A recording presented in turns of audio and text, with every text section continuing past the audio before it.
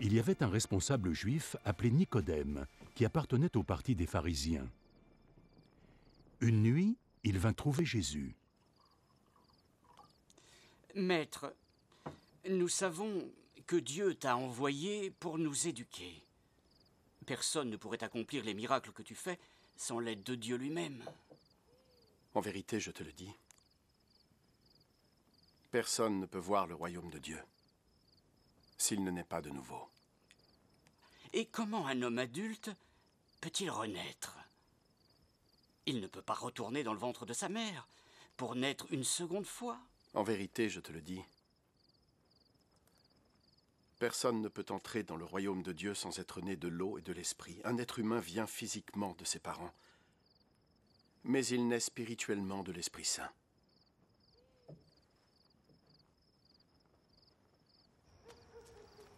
Ne sois pas surpris, parce que je te dis qu'il vous faut tous renaître. Le vent souffle où il le désire. Tu entends bien son souffle, mais tu ne sais ni d'où il vient, ni où il se dirige. Il en va de même pour celui qui naît de l'Esprit Saint. Comment cela est-il possible?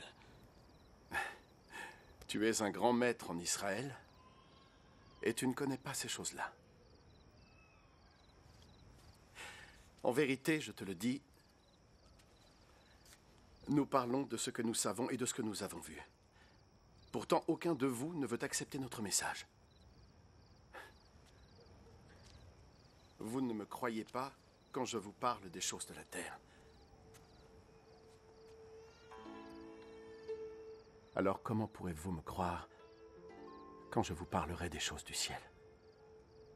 Aucun être n'est jamais monté au ciel, à part le Fils de l'homme, qui est descendu du ciel. De même que Moïse a élevé le serpent de bronze sur un bâton dans le désert, de même le Fils de l'homme doit être élevé, afin que ceux qui croient en lui aient la vie éternelle.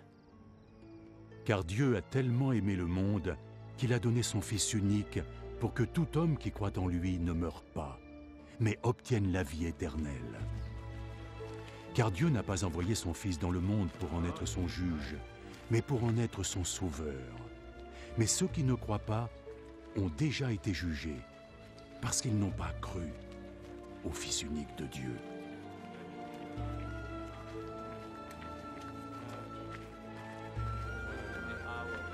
Voici comment fonctionne le jugement.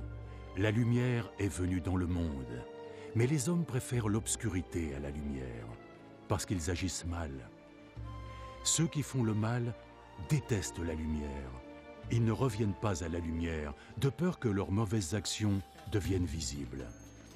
Mais ceux qui sont dans la vérité viennent à la lumière, afin que la lumière montre que leurs actions ont été accomplies en accord avec Dieu.